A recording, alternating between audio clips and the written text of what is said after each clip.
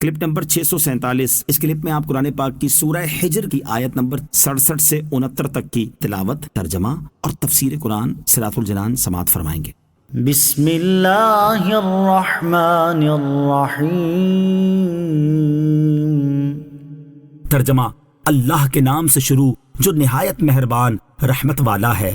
وجاء اہل المدینۃ یستبشرون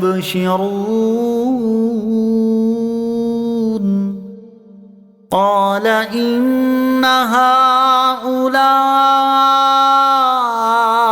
ضیفی فلا تفضحون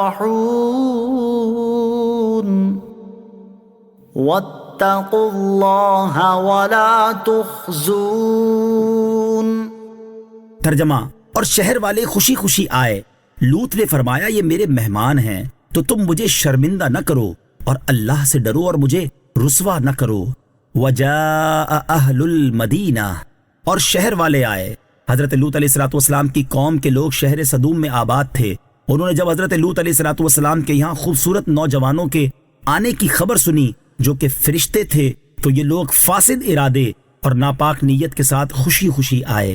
قال، فرمایا، یعنی حضرت لوط علیہ السلام نے اپنی قوم سے فرمایا یہ میرے مہمان ہیں اور مہمان کا اکرام لازم ہوتا ہے، تم ان کی بے حرمتی کا قصد کر کے مجھے شرمندہ نہ کرو کہ مہمان کی رسوائی میزبان کے لیے خجالت اور شرمندگی کا سبب ہوتی ہے۔ تاجدار رسالت صلی اللہ تعالی وسلم کی مہمان نوازی۔ اس سے معلوم ہوا کہ مہمان کی عزت و احترام اور خاطر تواضع کرنا انبیاء کرام علیہ السلام کی سنت ہے، اگرچہ میزبان اس سے واقف بھی نہ ہو۔ یہاں سید المرسلین صلی اللہ تعالی علیہ وسلم کی مہمان نوازی کے 3 واقعات ملاحظہ ہوں۔ نمبر 1، حضرت ابو رافع رضی اللہ تعالی عنہ فرماتے ہیں ایک شخص حضور پرنور صلی اللہ تعالی علیہ وسلم کا مہمان بنا۔ اس وقت آپ علیہ السلام کے پاس کوئی ایسی چیز نہ تھی جس سے اس کی مہمان نوازی فرماتے۔ آپ علیہ السلام نے مجھے ایک یہودی شخص کے پاس بھیجا اور مجھ سے فرمایا کہ اس سے کہو محمد صلی اللہ علیہ وسلم تم سے کہتے ہیں کہ میرے پاس مہمان آیا ہے، اس لیے مجھے رجب کا چاند نظر آنے تک آٹا قرض دے دو۔ یہودی نے کہا اس وقت تک آٹا نہیں ملے گا جب تک کوئی چیز رہن نہ رکھو گے۔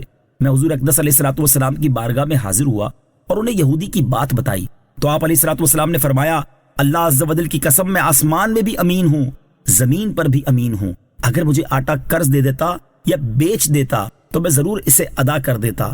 اب تم میرے لوہے کی زرہ لے جاؤ اور اسے رہن رکھ دو۔ چنانچہ وہ زرہ لے گیا اور اسے رہن رکھ کر آٹا لے آیا۔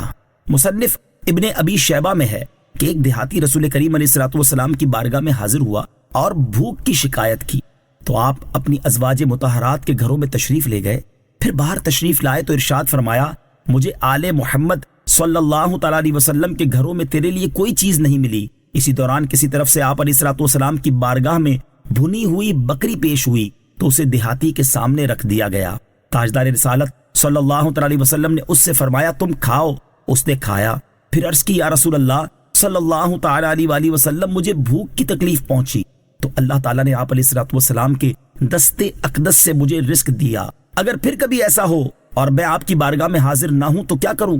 ارشاد فرمایا تم کہو اللہم انی اسألک من فضلک ورحمتک فإنہ لا یملکہما الا انت۔ اے اللہ میں تجھ سے تیرے فضل اور تیری رحمت کا سوال کرتا ہوں کیونکہ فضل و رحمت کا صرف تو ہی مالک ہے، تو بے شک اللہ تعالیٰ تجھے رزق دینے والا ہے۔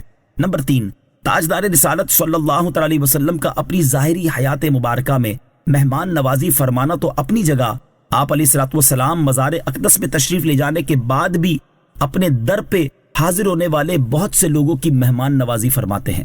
چنانچہ حضرت ابو الخیر حماد بن عبداللہ اقطع رحمۃ اللہ تعالی علیہ فرماتے ہیں میں رسول کریم علیہ السلام کے شہر مدینہ منورہ میں داخل ہوا اور اس وقت میں فاقے کی حالت میں تھا۔ میں نے 5 دن قیام کیا اور اتنے دن میں کھانے پینے کی کوئی چیز تک نہ چکھ سکا۔ بالآخر میں قبر انور کے پاس حاضر ہوا اور حضور اقدس علیہ السلام، حضرت ابوبکر صدیق اور حضرت عمر رضی اللہ تعالیٰ عنہما کی بارگاہ میں سلام پیش کیا اور عرض کی یا رسول اللہ صلی اللہ تعالیٰ علیہ وسلم میں آج کی رات آپ کا مہمان ہوں۔ پھر میں اپنی جگہ سے ہٹ کر منبر اقدس کے پیچھے سو گیا تو میں نے خواب میں نبی کریم علیہ السلام کی زیارت کی۔ حضرت ابوبکر رضی اللہ تعالیٰ عنہ آپ کے دائیں طرف، حضرت عمر رضی اللہ تعالیٰ عنہ آپ کے بائیں طرف اور حضرت علی بن ابو طالب کرم اللہ تعالی وجہ الکریم آپ کے سامنے تھے۔ حضرت علی نے مجھے حرکت دی اور فرمایا کھڑے ہو جاؤ، رسول اللہ صلی اللہ تعالی علیہ وسلم تشریف لائے ہیں۔ میں کھڑے ہو کر بارگاہ رسالت میں حاضر ہوا اور آپ کی دونوں آنکھوں کے درمیان بوسہ دیا۔ آپ علیہ الصلوۃ والسلام نے مجھے ایک روٹی عطا فرمائی تو میں نے آدھی روٹی کھا لی، پھر میں خواب سے بیدار ہوا تو بقیہ آدھی روٹی میرے ہاتھ میں تھی۔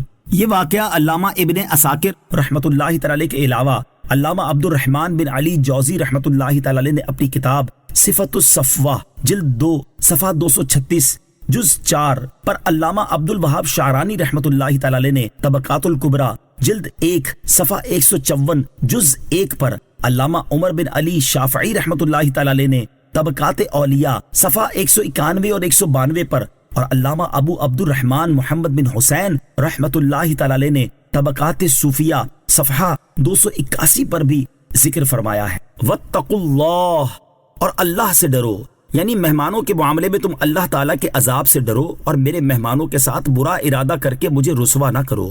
مہمان کی بے عزتی میزبان کی رسوائی کا سبب ہے۔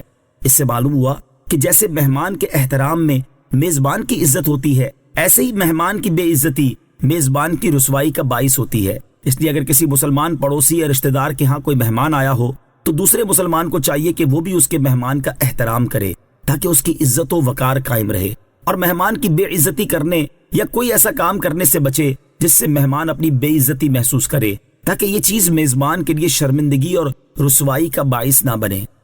صلو علی الحبیب صلی اللہ تعالی علی محمد صلی اللہ تعالی علیہ وسلم۔ مجھے اپنی اور ساری دنیا کی لوگوں کی اصلاح کی کوشش کرنی ہے انشاءاللہ عز و جل۔